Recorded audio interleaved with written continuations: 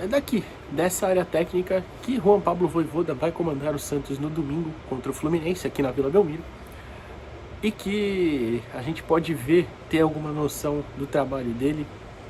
Hoje, terça-feira, eu acho que esse vídeo está indo ao ar na quarta, né? Mas hoje, nesta terça-feira, a gente veio aqui, escutou ele e tô gravando aqui para vocês pontos importantes, 2 pontos na verdade que eu achei bem importantes sobre o Juan Pablo Vojvoda e seu, não vou dizer seu método de trabalho, mas algumas explicações do método dele, ou pelo menos da forma como ele joga, que eu achei bem interessantes. Antes, eu peço para você deixar o like neste vídeo, se inscrever no canal. Acho que essa visão maravilhosa da vila, é que aqui essas porra ficar na frente é feio pra caramba, mas o gramado tá muito bonito. A vila tá tendo alguma reforminha lá atrás no 78, colocaram um portão no meio, não sei porquê. Vou ver, até na edição eu deixo uma foto que eu tirei ali, eu não sei porquê esse portão. Estavam reformando também, vou levantar aqui pra ver, o vestiário do visitante, como eu fiz o vídeo pra vocês aquele dia, ó. Fizeram um novo túnel de acesso ali. Esse eu não sei se dá direto ao vestiário do visitante, mas tem esse túnel ali.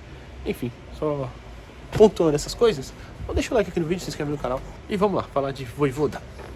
Bom, tô aqui no banco de reserva do Santos, onde provavelmente o Vojvoda vai ficar, como eu falei. E acho que é importante a gente pontuar 2 aspectos que foram os que mais me chamaram a atenção. Logo na primeira pergunta, o Vojvoda responde pro Noronha sobre a variação dele tática, né? Por quê? Já que no Fortaleza ele jogou com linha de 3, jogou com 4 na defesa, jogou com 2 caras na frente, 3, enfim. Vários sistemas, diferentes formas mesmo de atuar. E acho que a gente pode imaginar o Santos tendo algumas possibilidades. Por exemplo, para linkar rapidamente, o Tomás Palacios, né, que se tudo deu certo, eu postei um vídeo na terça sobre a contratação dele.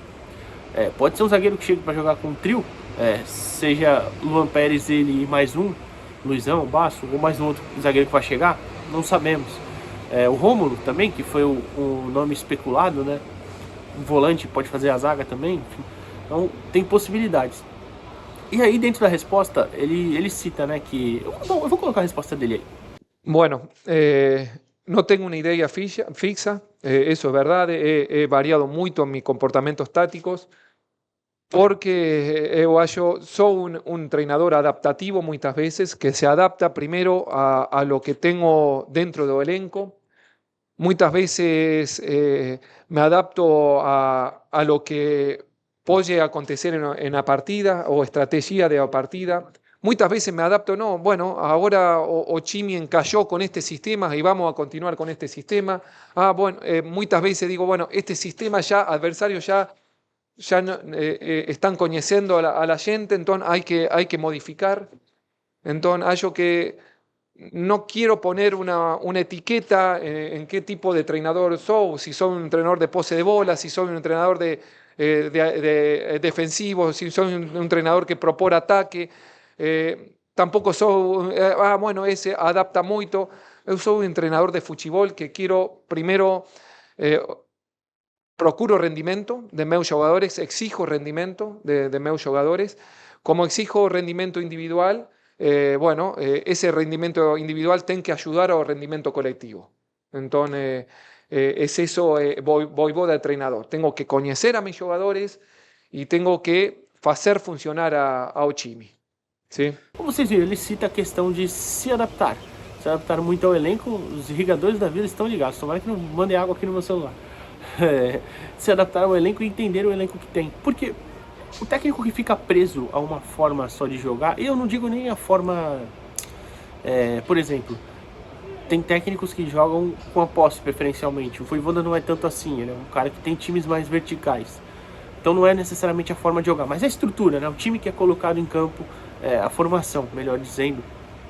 Então é importante ele entender as peças que se adequam melhor ao que ele pretende utilizar. De repente ele chega e fala, não, eu quero que o meu modelo de jogo aqui no Santos tenha 3 zagueiros, eu quero que o meu modelo de jogo aqui no Santos seja no 4-2-3-1, seja 3-5-2, 3-4-2-1, enfim, vários números aí. E dentro dessas possibilidades ele entende, ó, eu consigo aplicar melhor com isso, eu consigo ter essa peça aqui, fica melhor se eu aplicar dessa forma. Então acho que é muito importante essa leitura, que certamente ele vai ter com o tempo, já deve ter estudado o elenco do Santos. Ele falou que hoje ia conhecer Hoje não, né, no caso, já que eu postei na quarta vídeo, mas nessa terça ia conhecer à tarde o elenco.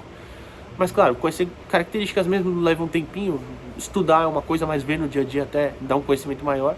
E vai lembrar, vai ter jogo domingo, depois tem pausa para data FIFA, então se não marcarem aquele Santos e Palmeiras atrasados nessa data FIFA, ele vai ter aí 10, 12 dias livres, né, para treinar e conhecendo melhor o seu elenco.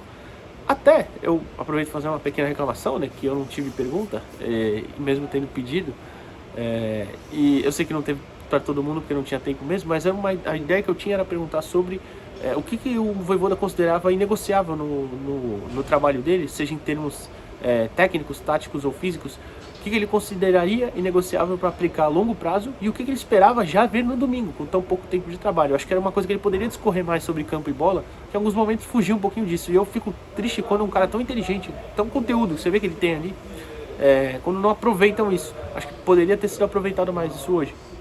Então, dentro dessa possibilidade, queria muito entender o que ele já pretende ver como urgente, entre aspas, no domingo, né? E aí, para finalizar até, o segundo tópico, que é o que ele fala sobre, eu não sei qual foi a pergunta exatamente, mas ele começa a falar sobre a questão de conversar com o jogador, de o jogador entender o que ele quer fazer. E eu tinha citado muito isso aqui, que eu até citei, até falei um amigo meu que me falou isso, eu falei, cara, é muito verdade, eu não tinha parado para pensar nisso, que era na comparação Kleber, Xavier e Tite com a comissão anterior. É aquela questão, né, de conhecimentos teóricos, táticos, o que o Kleber tem que o que o Tite tem que o Kleber não tem. Basicamente nada, eles têm a mesma formação, a mesma experiência e tudo mais. Só que a forma como o técnico consegue se comunicar com o jogador, consegue passar para o jogador, olha, eu quero que você faça isso porque isso é o melhor para você, é o melhor para o time. E o jogador acreditar, o jogador comprar essa ideia, isso é essencial no futebol. Talvez o Kleber não conseguisse fazer isso que o Tite consegue, por exemplo. Só exemplificando aqui uma coisa que aconteceu recentemente, e o Vojvoda cita quase isso. Que ele fala, quando eu peço para um jogador fazer alguma coisa, e quando eu converso com ele em pé de igualdade, não é porque eu quero que ele faça, olha, eu mandei, você é o meu subordinado, você tem que obedecer. Ele não fala essas palavras, mas é bem parecido com isso. ¿Me entiende? Mas muchas veces la palabra de un jugador a otro jugador, ¿sí? Es también igual o más importante, porque, bueno, a ver cómo explico, cuando yo digo a un jugador, fez eso, el jugador va y lo hace, mas lo hace convencido o, bueno, você é treinador, você tem poder, eu tengo que hacer. Mas cuando un jugador le dice, escuta, ten que hacer eso porque está en igualdad de condiciones, eso es diferente. Entonces, bueno, aquí estamos en igualdad y você me está cobrando que faça esto, eso es importante, ¿me entiende? Entonces, se precisan esos jugadores. En cuanto a dos jugadores en particular, es verdad, he tenido la oportunidad de trabalhar com... E é justamente isso, ele fala, quando eu converso em pé de igualdade, para o jogador entender que aquilo é bom para ele e é bom para o time. E de repente até o próprio cara tem alguma ideia, alguma adaptação que possa fazer ali, que realmente o Vojvoda, a sua comissão também entenda o que é importante.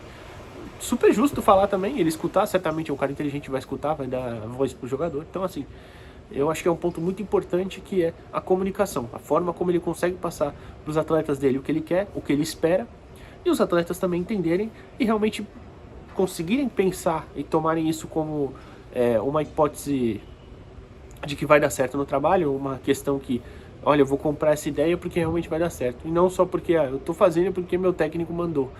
Não é necessariamente isso. Acho que é um tópico muito importante, um tema essencial para uma comissão funcionar, especialmente aqui no Brasil, que o tratamento muitas vezes precisa ser mais próximo até, né, entre comissão e atleta e tal, e não necessariamente só no eu mando, você obedece, né? Acho que é nesse sentido. Enfim, espero que eu tenha explicado direito o que eu penso, pelo menos. Acho que temos um técnico muito inteligente, um técnico que tem muita capacidade de ter um projeto a longo prazo. Só espero que tenham paciência para ele trabalhar, que deem peças para ele trabalhar, porque também não vai fazer milagre, e que o Santos, claro, consiga reagir também. O que você acha sobre isso? Deixa o like aqui no vídeo, se inscreve no canal. Eu vou pegar aqui o celular e levantar. Aqui, ó, comissão técnica, área da comissão técnica, né?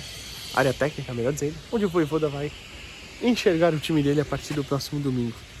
Vamos ver se dá certo. A gente torce muito para que sim. Valeu.